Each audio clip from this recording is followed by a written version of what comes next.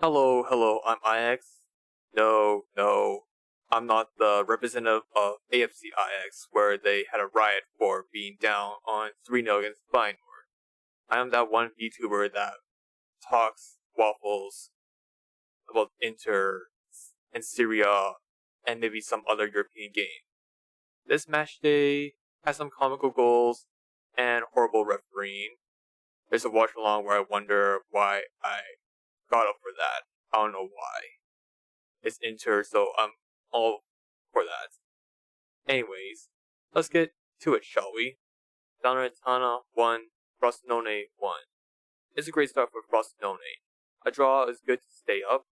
There are times when Salernitana are lucky. In fact, Frosinone are a surprise given they got promoted this season. Frosinone are creating problems for established Serie A teams, but then again, Fiorentina and Roma are next. It'll be a test for them. Fiorentina are doing well right now, given they're in the upper half of the table, fighting for a European spot. Roma is a bit iffy right now, but I also think that Frosinone will give Roma a game. A good one, that is. Lecce 1, Genoa 0. Congrats to Lecce on being on the top 4 for this match. Sure, it's amazing for Lecce taking advantage of 10-man Genoa, but I think they will pull an Udinese and fizzle out in the end. I mean, I've been there.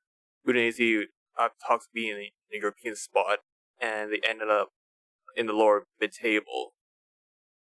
Juve and Napoli back-to-back will be a test, not Fiorentina, who at that time were preparing for a Conference League match. Playoff, I think? Yes. Lecce may have a chance against Napoli with Garcia in the helm, and you just hope that Juve makes some mistakes. It's possible. See the Sassuolo game. Milan 1, Verona 0. It's the most Pioli game. After Leao's goal, nothing much is done. Both teams running into each other's defenders. A team like Verona, I think that Milan should have dominated them. They did dominate Newcastle a while back. Where's that team? But really, where is that team? Also, I'll point out that Jovic is absolutely useless. There's no surprise there. Sassuolo 4, Juventus 2. So many mistakes on the first half. Szczesny should have been catching that to prevent the first goal. An own goal by Sassuolo, don't worry, it's not the most comical one so far. Juve creating so many chances, but timing on the runs, passes, and such are just off. Sassuolo took advantage of Juve's mistakes. In the second half, Juve gave so much space for Sassuolo touchline that the Sassuolo forwards can run over them. There's parts where there's a part where I think Berardi should have got red. He stamped a player on the leg, right? Yeah, you stamp a player, it should have been red. I'm sure of it, right? For Juve strikers, Chiesa is a masterclass. In fact, if Juve did win the match or draw, Chiesa would have been the man of the match. Vlahovic, I think he had a horrible game. Vlahovic got plenty of chances, but just can't finish them. Especially that 1v1, or if you miss timings on headers. Such. I thought Sassuolo threw the game away with Chiesa being wide open for Juve's second goal, but there's always a Szczesny masterclass. Maybe a punch or a catch to prevent that third goal. That fourth Juve own goal, it deserves a Puskas. You have Szczesny going to kick it to Gatti. Gatti got pressed, and Gatti kicks the ball one touch to his own net. I don't know how you can do that. I don't know. It's deserves to be the goal of the season. In fact, a Puskas. Maybe something like the Bidone d'Oro. There used to be that in the league, if I remember. Yeah. if I remember. I think it needs a Puskas award for that. I don't know how he managed to get that in. It was one touch. Lazio 1, Monza 1. It's a horrible start for Lazio. Maybe their worst start in a while. No clean sheet and only 4 points in 5 games. Well, it's one season wonder for Provedale. Maybe he's a one season wonder, maybe something else.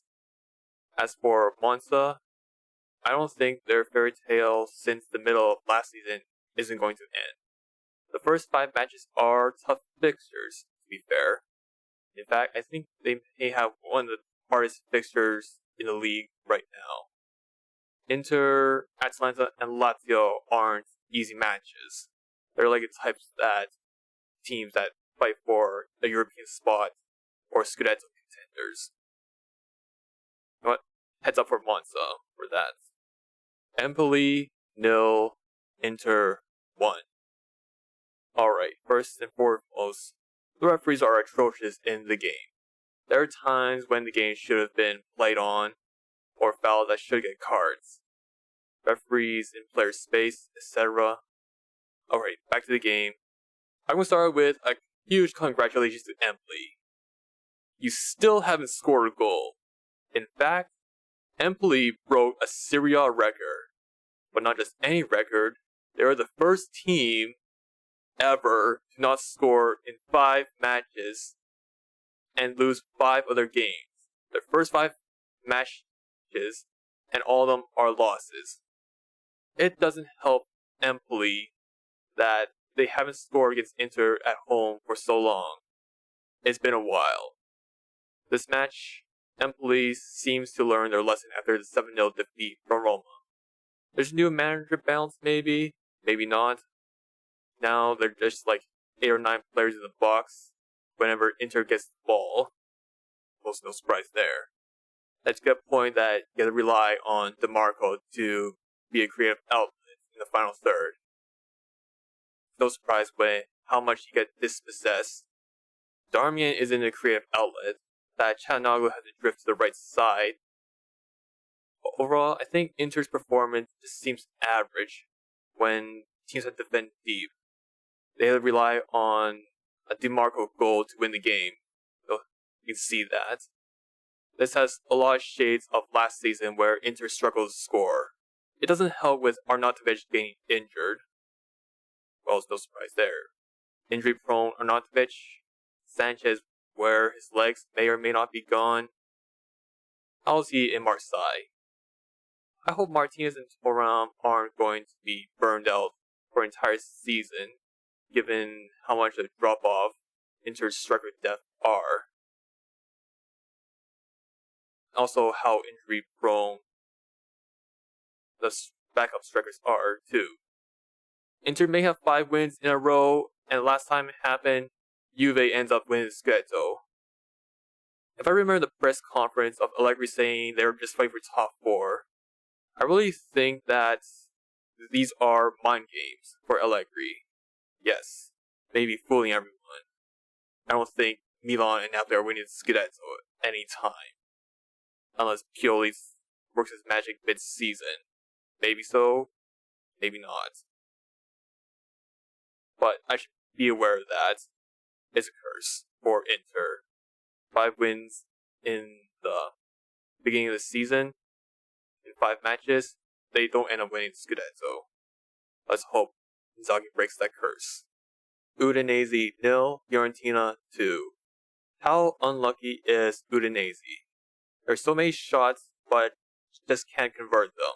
Fiorentina taking advantage of a counter and outside the box goal. It sucks, but that's how football is played. It isn't played by XG, missed tap-ins, total shots, or touches in the box. January might save Udinese from relegation if they can get a striker, that is. Atalanta 2, Cagliari 0. Cagliari is in relegation form. And then there's Atalanta taking advantage of that. Lookman is scoring, and De Ketelaere is fitting well into Gasperini's system. We'll see how well Atalanta will do if they're tested on a much larger team. You know, Juve is coming up in Matchday 7. So there is a test. Don't worry, it's at home, so you have home advantage.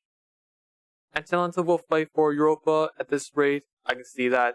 While Cagliari might get relegated. Don't get me wrong, they already face Inter and Atalanta. They're tough teams, but Bologna, Udinese, and Torino, no. They should be giving them a fight at least. Bologna, nil. Napoli, nil. You're not going to win the league with Rudy Garcia. You're not going to win the Coppa Italia with Rudy Garcia. You're not going to win the Supercoppa with Rudy Garcia. You're not going to win the UCL with Rudy Garcia. That's going to be the horrible appointment for Napoli. 3 draws in a row. I wouldn't be surprised if Garcia got sacked sometime in November. Garcia doesn't know how to use this Napoli team. The only thing Garcia can't control is getting a good penalty taker. That's it.